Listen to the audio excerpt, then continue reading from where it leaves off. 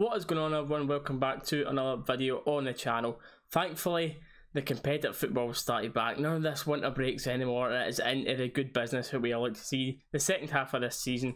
So today's video is going to be briefly going over the game against Stranraer. I'm going to go over some of the transfer news that we've kind of got right now, and then finally the SFA Chargers and Rangers. Before we got into reviewing tonight's match, if you could leave a like in the video if you enjoy it and subscribe, it would be greatly appreciated. So I put out, as we know, Tav was going to be injured for this game, and hopefully it's just a couple of weeks. Gerard is saying it was an issue with his appendix. Apparently it always went well with the recovery for that so far, so it's just obviously the waiting time. So hopefully it's not more than 3 weeks to a month maximum.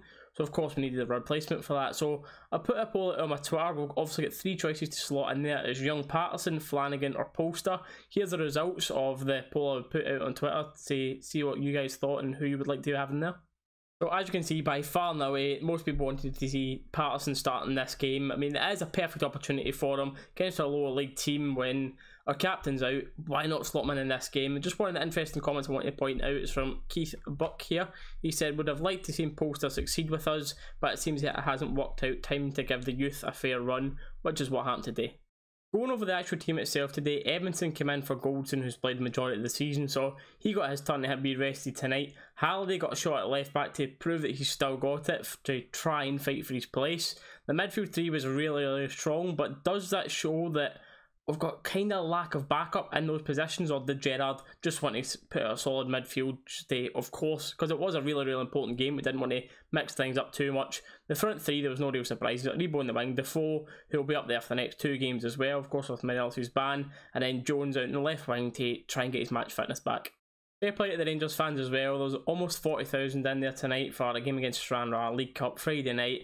It wasn't the best of nights for it, and the fans still turned up the numbers, which was great to see. So there was no real surprise with this Stranraer's formation. 5 at the back, 4 just a big block, 1 man up top just to humph it up and try and take a bit of pressure off their back line. You could see it was obviously going to be a struggle, especially to get our first goal, and then the Stranraer's heads would have went down, and we were thinking it was going to be a lot more comfortable. Me personally, I was thinking it was going to be 5-6 tonight, but we didn't get that. Of course, we still got the win, which was really important. Our first chances came with Arfield ball in. Jones maybe could have done better. He was stretching for it, I suppose, with his header. And then Captain Jack, oh, that would have been a special moment. Captain Jack, who personally I think should be the full-time captain. Let me know your thoughts about that in the comments below. Great save by the keeper after some link-up play by Defoe. Aribo nearly opened the scoring with a shot that went inches wide, skimming across the floor. Moments after he got crunched, and I mean crunched, but that was kind of a recurring theme for that when Halliday, I believe the boy was actually quite lucky to stay on the pitch. Could have been a red card. It looked pretty bad, especially when you were watching that, with the way Halliday's leg bent. But yeah, I think, to be honest, he was pretty lucky to not get a red card in that situation.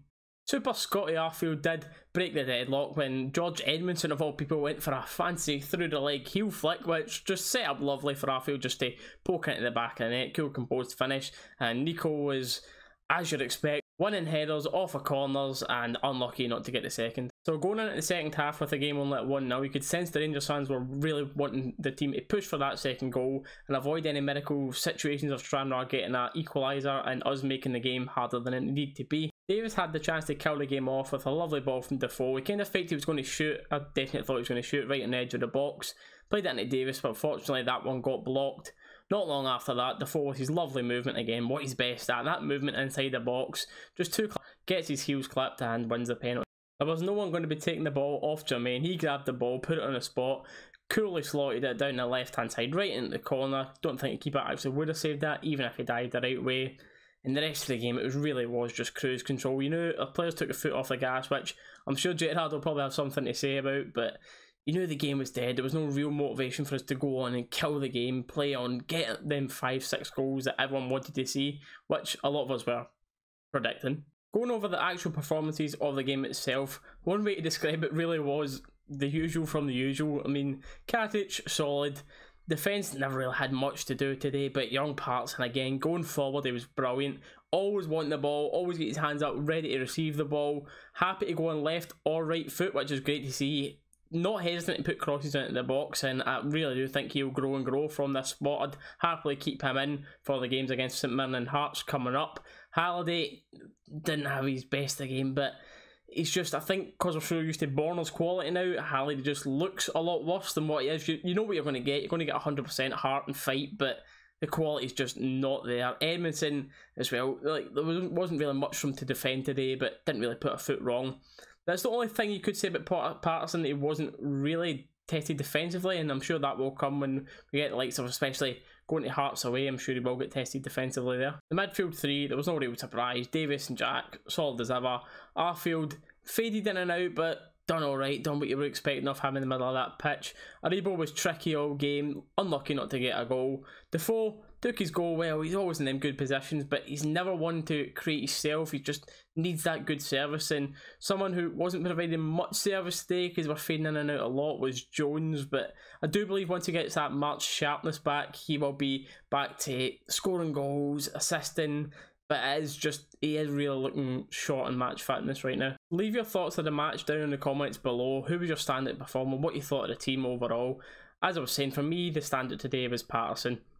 Moving on to talk about some January transfer news, or really it's just some January outgoings. Gerrard spoke about it midweek, talking about Doherty and Murphy going out on loans again. He was saying that he really respects Doherty's work rate and his attitude, because he is a boyhood Rangers fan. It's his dream is make Rangers work long term, so I really respect the grind that he's putting in to try and prove to Gerrard that he's worth it. But it looks like he's going to be going out on loan for the rest of this season. There's rumoured to be some championship teams interested in him, so likely that's where he's going to go. Something else, we've got courtesy of this tweet here that I'll put on screen from Four Lads Had a Dream. We'll be playing a closed door match against Queen in the South tomorrow. Unfortunately it's closed doors, because I'm sure they could have sold tickets for it and just said it was a friendly. I'm not sure if it was for scouts to come and watch certain players to see if they want to take them on loan, but the majority of it will just be for the boys that haven't been playing recently, get the match sharpness back, get the squad fitness ready for the league starting again on Wednesday night. Moving on to our final topic of today's video, and it's about the SFA that have put out a charge for Rangers for their behaviour of their players and staff in their recent games. One for Tom Culshaw against Hibs, which I'll put on screen the details to that now on the SFA's website.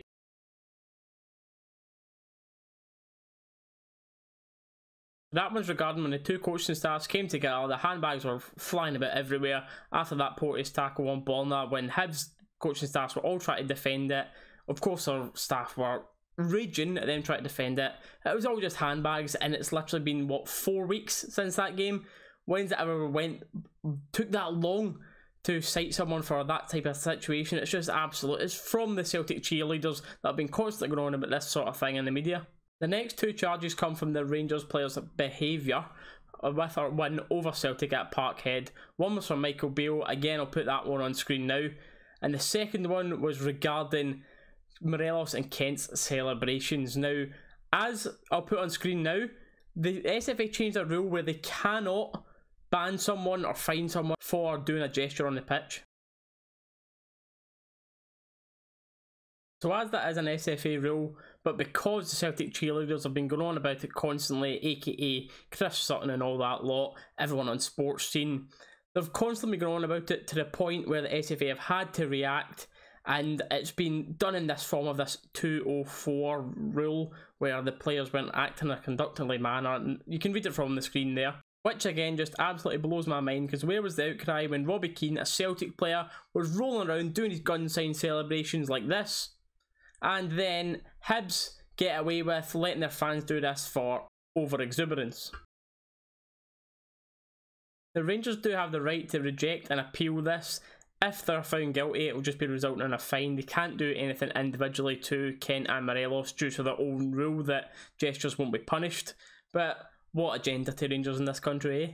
But that is going to be all for today's video, guys. Thank you so much if you've made it to this point of the video. Leave a like if you haven't already, subscribe if you haven't done so, and let me know about your thoughts on today's topics down in the comments below. I always enjoy reading what you guys have to say and the feedback that you give on these videos. But once again, guys, thank you for watching. We'll catch you in the next one, which will be St Mirren on Wednesday night.